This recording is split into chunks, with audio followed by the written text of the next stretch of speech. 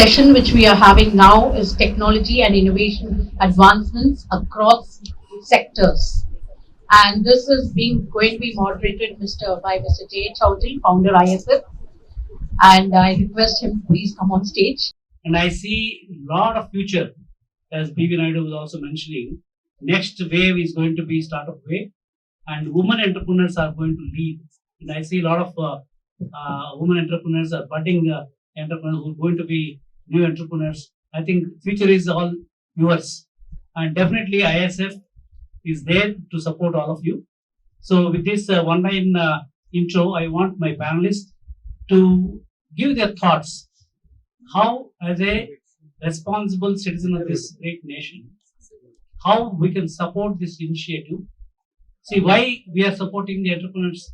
Today morning I told you that there is a news item in yesterday's newspaper. 60,000 people have been removed from the jobs from 3 companies, and 10 lakh people are going to be eliminated because of the automation. See, as long as job engine is moving fast in India with 1.5 billion population, all this 30-35 years, thanks to IT services industry, whether it's a diploma holder, third class, second class, they all got jobs. Most of them went to US. They're all now working in Wall Street and various other places. All that good run, gold run was all over. Now the complexities are coming. This many engineering colleges, this many private universities, they're all producing thousands and thousands of graduates, undergraduates every year. And existing people, as per the yesterday's report, they themselves are going to lose jobs. That number, 10 lakhs in 2 years, is not a small number. Then how India can bear, because unemployment rate with 1.5 billion population, more unemployed there on the roads, and every day you see Rasta Roko, Rail Roko, even existing GCC companies also. Why all this headache?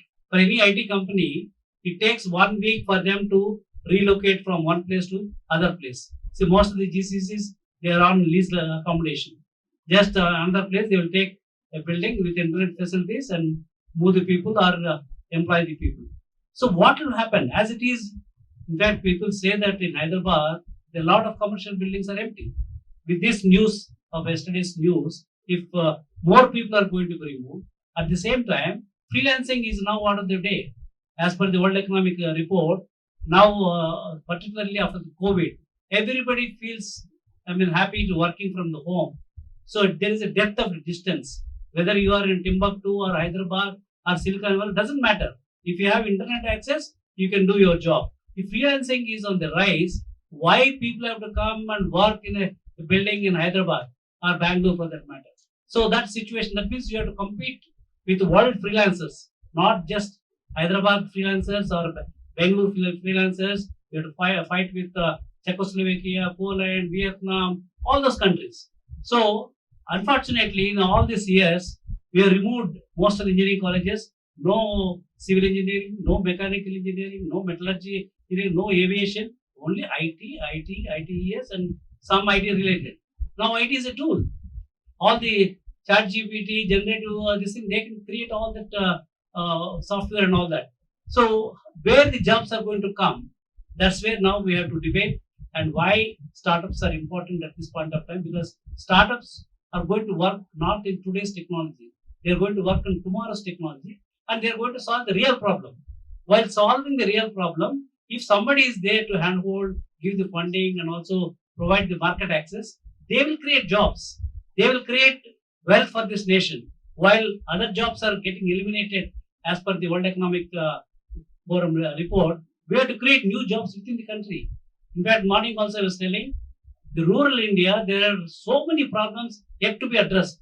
All those problems are opportunities for startups. So that's where the opportunities today. Now I want my esteemed panelists to talk about in their own area, whether they are in the fintech area or agri-tech area, where are the opportunities for the startups, and how your organization or in individual capacity, how you are going to help the ecosystem to become more robust, because all of us have to work. This is not the problem of only myself or somebody else and all. This is the problem for entire India. All the responsible citizens of this great nation, we have to see that how we can solve this problem in a meaningful way. And we don't have much time. Tsunami is coming. If you wait, tsunami will just take all the people away. Afterwards, if you want to do any tinkering to rectify, I don't think we can do that. So still, there's a time. So how is that as a responsible citizen? How do we react to this current issues, global issues, which are going to be in India, and how we are going to make India as number one startup nation, creating the new jobs, creating the new wealth. With this, I'll request my panelists, Lakshmi, you can start. I'm sitting here in the capacity of, I'm the head of engineering for Lloyds Bank. Lloyds is a very large UK bank, for those of you who are not aware of it.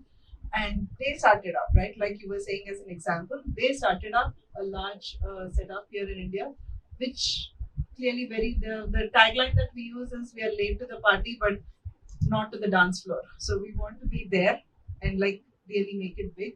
Like all the other fintechs like the JP Morgans and the Wells Fargos of the world, we want to do that. To your point, sir, how can we do this? I can tell you one thing, we are massively hiring, right? Very, very big hiring spree. Do I get a lot of resumes? Yes, I do get a lot of resumes. Do I get like the quality I expect? Unfortunately, the answer is still no, right? And that is where I really look forward for this group of people to come up with innovative ideas, to have that level of in-depth knowledge. India, especially shockingly, has such a great knowledge in terms of fintech, product development, ideas. But end of the day, when I'm looking at a resume, when I need to hire people, I don't have the required skill set. I don't know what really happens. Probably it is they're getting lost in the system. I do not know that. That's one thing. Even the freshers, I think education system wise, I think that's a huge impact we can make. If we are able to mentor them there, they come with very theoretic knowledge and a lot of times not even that. It gets very difficult for them to understand what is the complexity I'm talking about when I'm saying a product issue, for them to visualize it, right? I think this kind of goes back grassroots, not just engineering. I think it goes back to schooling and all of that. I think we need to place more emphasis on real-time issues and more practical issues versus theoretic exam writing. I think we need to really get away from that aspect, is my personal opinion, right? That is something we've observed a lot.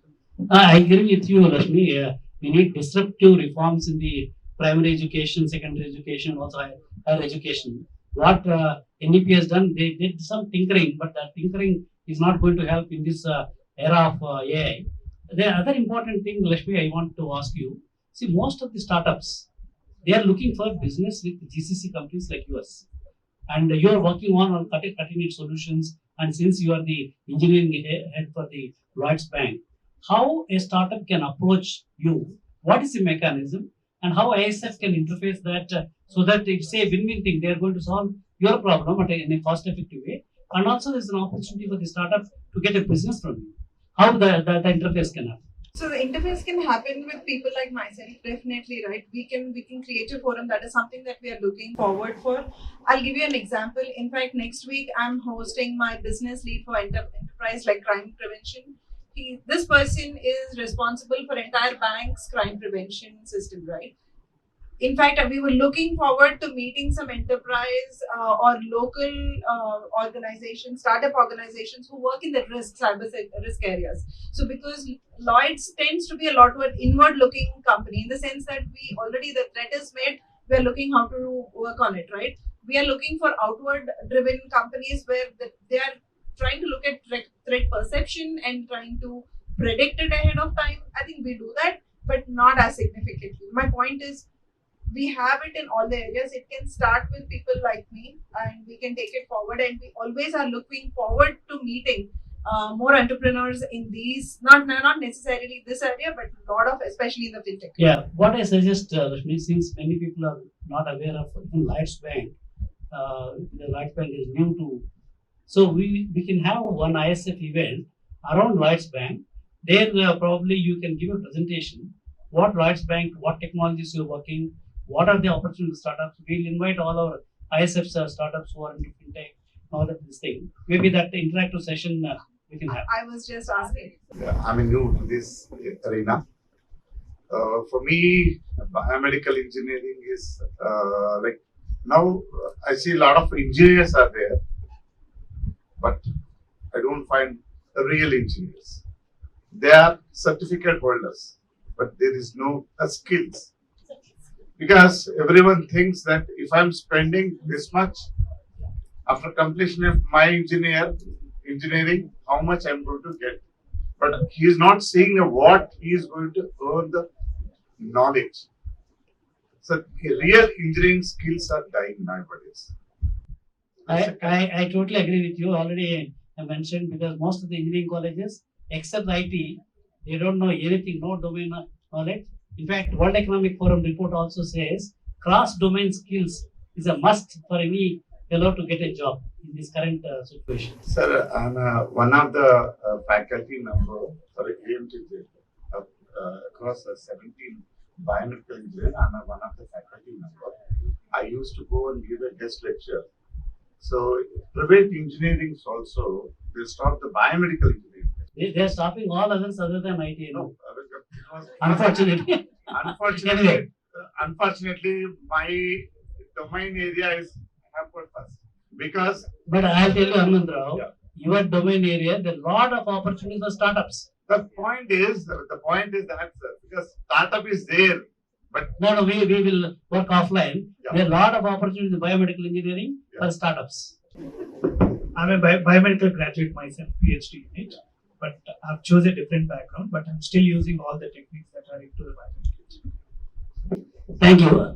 Vishala, so I've been watching you as an entrepreneur for a very, very long time. Wherever you go, you really succeed in a very big way. Now I was told you are Millet Queen of India. So tell me what are the opportunities in the millet and how you can create more jobs and more startups can be supported by your organization. Please go ahead. Thank you, sir. And that's a very big term. I don't accept it because the real millet queens are in the rural India. And the millet, as it is very small grain, as you know, and even the farmers who are growing millets are small and marginal farmers who have 1 to 3 acres land. And when they are not farming, they're actually agri labor. So by bringing this millet to the mainstream, you are not only solving the nutrition issue which the current, the country and the world is facing, and also climate change issue, but you will be able to contribute to these women who are in the villages. And I see that they are the only next hope left in the world to solve the climate change issues, to solve the nutrition issues, to solve any issue that we are facing today.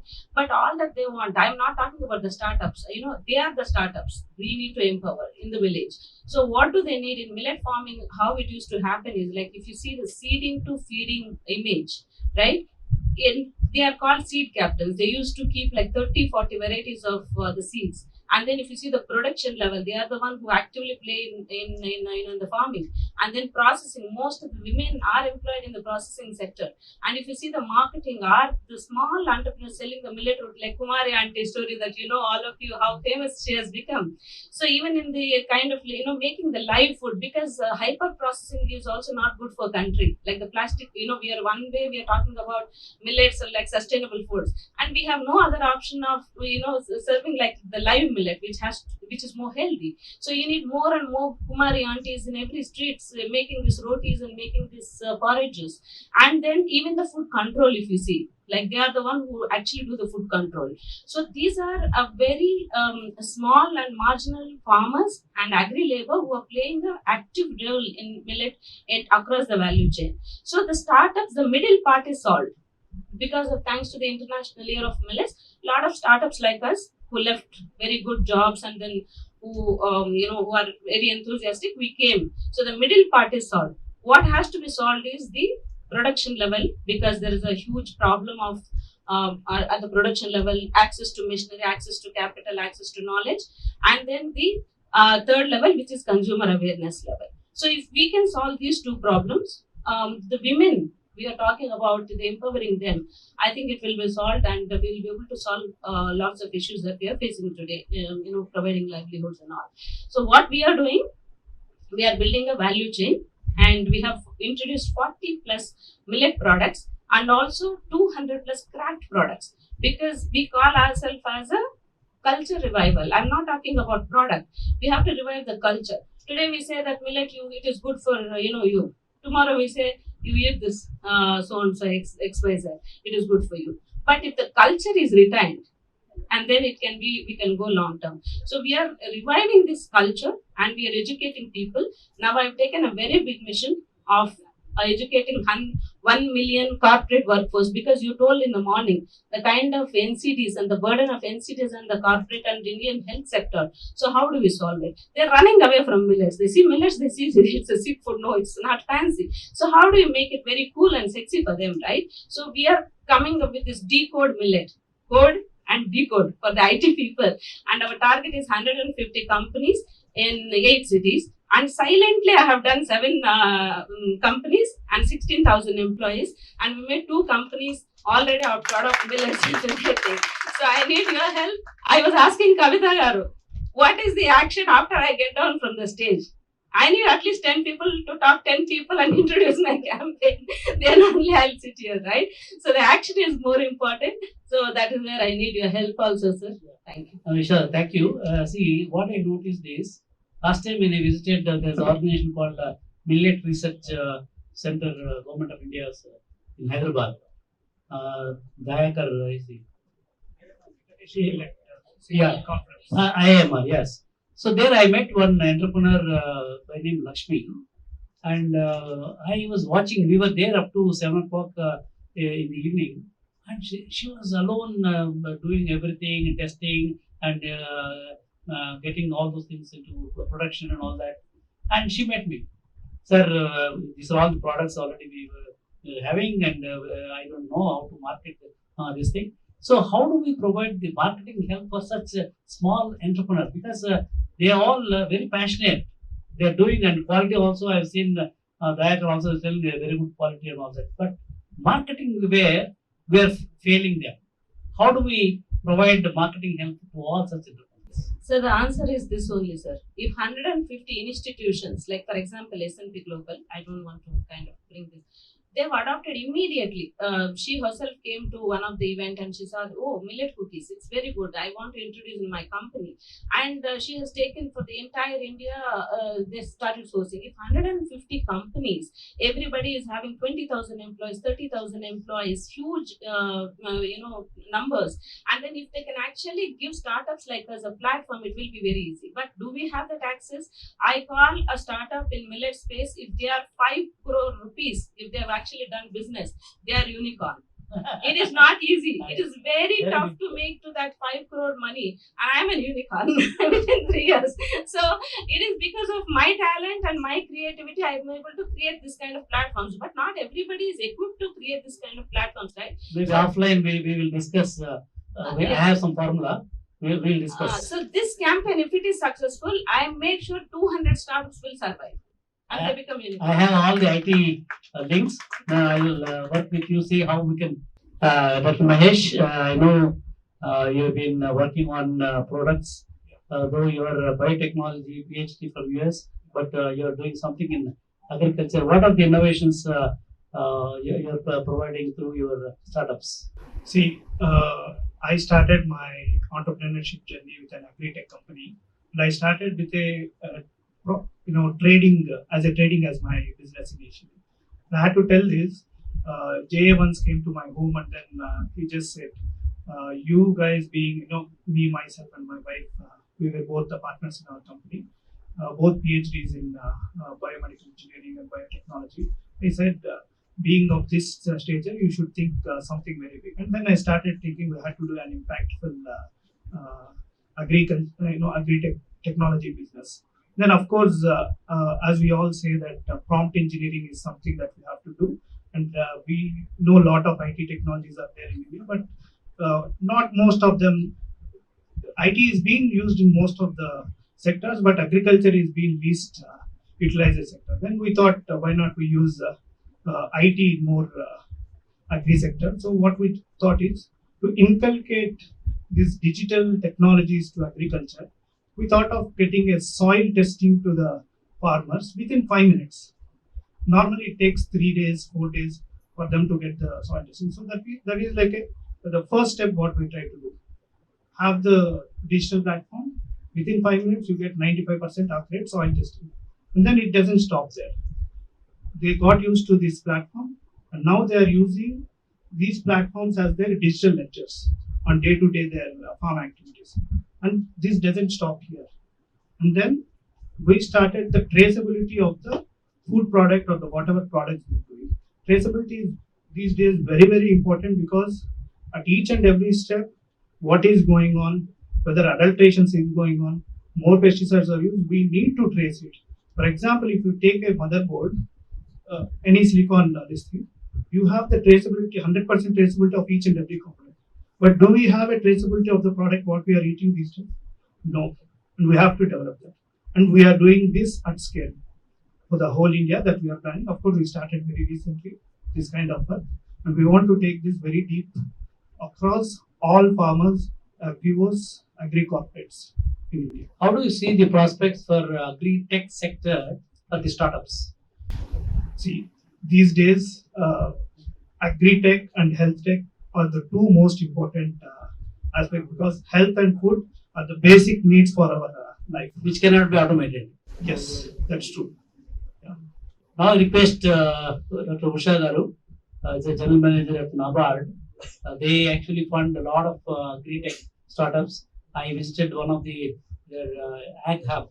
A lot of startups were promoted through Ag Hub. It's totally funded by NABARD.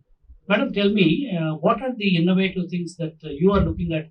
Because India is primarily rural India is all agriculture based, but still we are rudimentary agricultural practices, and still you see committing suicides by farmers. All those things are still continuing. Still, we are not able to really provide a sustainable solution like the theme of this conference. Is there any way that NABARD can really work with the industry and work with the startup companies, create sustainable startups using your help, using the market opportunities?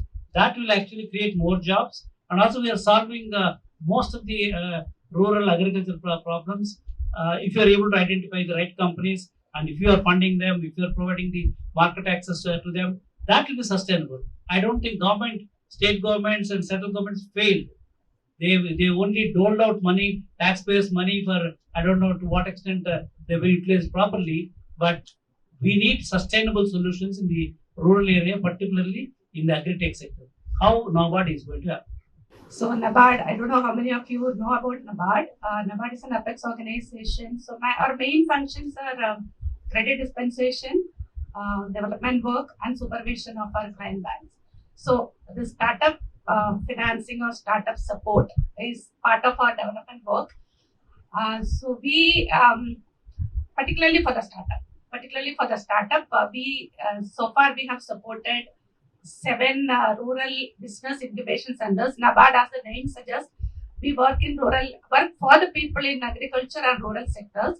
So basically, all our rural business incubation centers are related to agriculture and rural development. So across the country, we have 7 rural business incubation centers, through which, and before that, I would like to mention here very clearly that we don't directly deal with the startup or the entrepreneurs. So we work through various agencies. For example, if it is credit dispensation, it is through banks. If it is for infrastructure creation, it is through the state government. If it is for startups, it is through the research institutions and organizations like universities like that. So for startup incubation centers, I said rural incubation center. So we support creation and maintenance of this rural business incubation center, which are normally promoted or it is being run by the universities or the agencies, voluntary agencies or whatever, whoever is having the capability to set up such institution and run it. So in Telangana, we have 2 incubation centers, one in Akab in University, Professor Jayasankar University, and one in NAM. That is idea and NAM together. We have supported this rural incubation center. Here, so far, 180 startups have been supported by these rural incubation centers. There they incubate the startups, and this after incubation, they will support them in setting up the startups. So we also support Like there is a concept in startup called Death Valley, right? Valley of Death. So we support such startups. For example, they have good idea, they have technology, but they are not able to come up or they are not able to break even. So such, but there is good prospect for supporting such startups. So we have a support called catalytic capital support that is also given through the incubation centers. So such prospective, those having a good potential for growth. So we support through this RBICS, this catalytic support, and we also have a subsidiary exclusively for financing or funding startups. So there, whatever I have so far said is purely grant support. There is no loan. But incubation centers, which I have been telling, it is grant support only, and all these startups should be in. Of course, we have many startups in all technology areas, but we concentrate mostly on the agriculture and rural sectors. So, and all these incubators, we also. I was talking about the venture capital fund, which is provided by our subsidiary. So that fund can be either through equity support or loan. Venture capital, equity support or loan. So that way also we are providing support to these startups. That is directly from our head office. It's a separate subsidiary of NABARD. Then we have all this after the incubation of these startups. So once they start their work in the agriculture field, so mostly we link with them with the farmer producer companies. So which she was mentioning about the millet. So in millet also we have done a lot of support. We have given support to the farmer producer companies, and NABARD also support farmer producer companies. Farmer producer companies are a group of farmers. They come together to work as a company. It is as good as any other company. Like for example, maybe it is comparable to Reliance company or whatever. So that company set up only their work. They come together. They work together, aggregate, value add, and process market. So we have supported or in Telangana. So far, we have supported more than 370 farmer producer companies, and we link or network these FPOs who are working in the startup ecosystem with the farmer producer companies, which Sir was also mentioning about farmer producer companies. All those technologies like IoT in agriculture or technological advancement or digitization of agriculture, all these things, whichever startup is ready to do. So that we Madam, connected through. Sorry to interrupt. Actually, recently when I visited one rural university called SK University in Anantapur, there they have got Atal Incubation Center. Most of the companies startup from incubator are all rural related, agri-tech and rural related. So there's so much of demand in India in the agriculture area, food processing area, and all that. So why not NABARD can go a little aggressively, particularly rural universities like SK University, where they already have Atal Incubation Center, but they don't have your ag hub kind of thing there. Maybe I think I see more rural entrepreneurs coming from such centers than from Hyderabad. I think you may have to think how you can expand your footprint into the rural India and set up more incubators there and see that all the benefits are passed on. Yes. Anybody, any university or research institute who have the capability to set up a rural incubation center can definitely they can approach NABARD. But only thing is they should have the wherewithal to set up the unit and run it effectively. So there should be research, and they have to incubate startups and they have to set up the startups. So that in short about startup ecosystem and more, over and above this, we also provide support for any innovations in agriculture and rural areas, not only through startup also, if a startup is having any idea for innovation in increasing the production, productivity, or in marketing, new technologies, whatever it is, if you have any idea that we have separate projects that we can support through grant support, good ideas, innovations. That also is there any possibility that ISF can work with NABARD to run challenge competition so that we'll give some use cases and we'll have a challenge all over the country, and whoever comes up we'll give a good prize money for so that we'll get the innovative ideas. Yes, NABARD is open to any innovative idea. So, That's Mahesh, our oral sector. you start working on So that. we can work together, we can discuss together, and we can come out with a. So Mahesh, The will only work thing with is the you. idea should be good, implementable, and scalable. Idea will be curated. I mean, all over the country will run. Yes. Definitely, we are happy. Oh, good, good. Yeah. So since we have success story from NABARD, but we have to scale it up. Thanks, madam. We will offline. We'll have more discussions. So, Dr. Nandur Srinivas, so you are from Napier. So, how you are helping from your organization? Are you helping the startup ecosystem? Hyper is a national institute for pharmaceutical education and research set up by the government of India. And the Hyderabad center started working in 2007 in the erstwhile R&D, IDPL R&D center. So since the beginning, so the NIPER has been working on 4 major areas of the pharmaceutical importance. One is actually the manufacturing one. So it's something like API research. The second one is the formulation research. The third one is medical devices. And the fourth one is the drug discovery. So these are the 4 main areas where we have been focusing. And right from the beginning, the concept of NIPER has been to work with the industries. So that is why 50% of the faculty are drawn from the industry. So all the people who are 50% of the faculty are from having the industry experience, so that they will be able to give the courses in a way which is actually meant for them. And then, having said that, so we have been offering the master's courses and as well as the PhD courses, but always we have been driving to see if there are any startups who need our help. Do you have your own incubator? Yes. How many startups are So there? we started the BIRAC supported incubation center. So the 2000. How many started. startups? Now we have around 47 startups. 47 startups. 47 startups. Very good. And actually, like 15 or 20 of them are already have been graduated this year. And then we are currently having close to 20 plus incubators. And then actually we are planning to scale up in the next couple of years also. You provide grants to them plus also market access, and also you provide the lab access. The main access we have been giving is the lab access. We have been giving, and also all the facilities in the NIPER that thrown open to the incubators. They can work around with our students, and then they come to, and all the faculty are helping as a witness. And we are also helping them with grants. So we ourselves have generated. We have not started any grant of our own, but we have been helping them to get grants from the various. Srinivas Garu, actually, most of the problems for startups is the market access. Once they have product and money, how they get the revenue, how they get the new customer.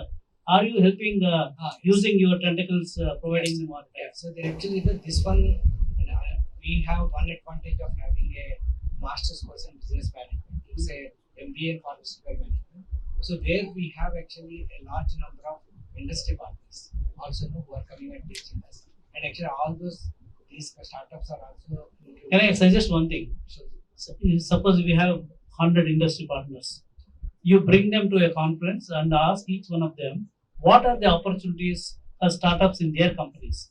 All your incubating companies will have interaction. They will get to know. Because most of the startup founders, is very difficult for them to reach out to the CEO of a big company. That's where you have to provide the network. Yes.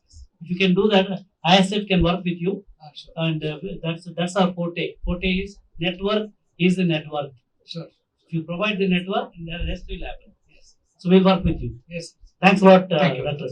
So now I request Shravan Kumar, your CEO for robotics startup. So can you tell about how your journey as a startup founder and how you see opportunities for the startups in the robotics areas? We are basically working on developing an AI-based assistant surgical robotic system that helps laparoscopic surgeons, especially in maneuvering the camera without relying on a human assistant.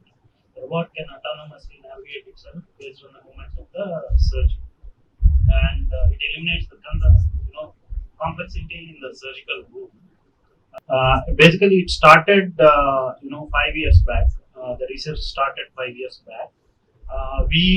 Myself and my co-founder Pawan used to work in China for for a surgical robotics startup there, and we have executed a project which operated on a patient 40 kilometers away, a kind of remote surgical platform. We have seen a lot of companies, medical devices companies working out of India, but the product doesn't belong to India. So 70% of the imports in India with regard to the medical devices is an imported device today, even as of today. So myself and Pawan, we thought that then the boom of Make in India is just taking a ramp at that point. So we have thought that why don't we start and do these concepts based out of India and give something to the country. So then we started our own startup. But initially we started with the same idea, but we juggled along with different concepts. So then we got the right mentorship from the first, I need to say, IIT Hyderabad Incubation Center. You got incubated IIT Yeah, Hyderabad. we graduated. We have been pre-incubated and got Nidhi from there, and then we got the right mentorship. From there, our journey started. So we officially got registered in October 2022, and then we have been connected to one of the US incubation program called Nexus, Startup Nexus. So, and we are now currently a proud alumni from US Consulate, and then we are currently looking to ramp our current product. We also wanted to bring latest technologies in the biomedical devices, so kind of robotics. I wanted to be pioneer in that kind of technology in India, based out of India, and make India a self-reliant as per the vision of our leaders. Excellent, Shravan. In fact, there's a lot of opportunities in healthcare. Whatever you mentioned, all the components are imported, and we don't have any made in India product. I think I am very happy to see that you have ventured into it. But only my request is, you should be the champion and help other startups who are into that area. Why don't I propose you to be ISF head for healthcare? I am very I'll be privileged to be that. Now we have a very interesting personality. She's into social initiative. She also comes from media house. Her daughter was a heroine, right? She's a heroine. Still, she's acting in many Telugu films and all that. So how you can think of promoting startup entrepreneurship in the media or whatever the chosen field or social sector? Please go ahead. Yeah. So I'm answering a very legendary personality. First of all, I'm a little nervous, and I seem to be the odd person out because I'm the only one who is a non-technical and non-corporate person here, running an educational institution, a school, and connected with a lot of social initiatives. First thing, but I am very much a part of ABWCI because I'm a woman entrepreneur, along with the Millet Queen. So instead of continuing with my government job, before that I started my profession as a lecturer in English. Then I got into Kendriya Vidyalaya. After working for 4 years, I somehow felt restless, and I started my own school. That was 30 years ago. So that way I became an entrepreneur. And then I got into a lot of social initiatives also. I was the general secretary for Private Schools Association, where I involved in a lot of problem solutions, and I represented various memoranda to the government and all that, and we worked a lot. And I am a part of FICCI Flow Hyderabad, headed a lot of initiatives, and worked in the core committee also. I'm a part of Lions Club International. Now I am in the district governor's core committee. So I do a lot of social work, and I started Rihanna Social Initiatives Foundation 3 years ago. So I was the president for Lions Club of Hyderabad Petals, an all-women club. So I agreed to become the president in 2019, and the tenure actually started in 2020. You all know what 2020 was. So that was the most challenging times of COVID, and many of them thought I would withdraw. But I did not do that. I went ahead, and I think surprisingly I did a lot of work.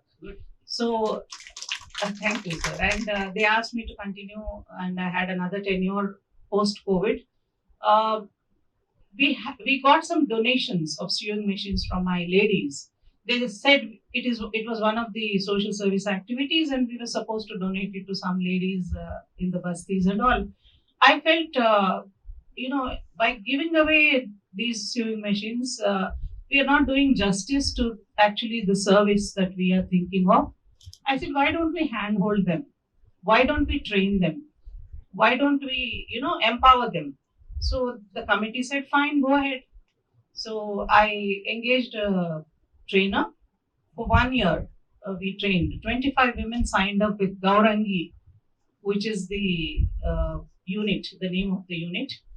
And now, after 1 year of training, they started manufacturing. When we started manufacturing, sir, I needed money in the bank. I invested in heavy duty machines, and because they were skilled. Now, these women were people who came from, I don't say marginal backgrounds. They are people, women who are probably married early or who could not receive good education. They were not ready to do manual jobs, nor were they fit for white collar jobs. But they wanted to have respectable jobs. So they were very skilled, creative, and ready to do something in the flexible timings. I have seen a lot of such women, and they were very fast learners. They learned, and then this project Gaurangi started. Now, I needed something to support it. Rihanna Social Initiatives Foundation is an NGO which I registered in the Section 8 Companies Act, and it has a CSR certification.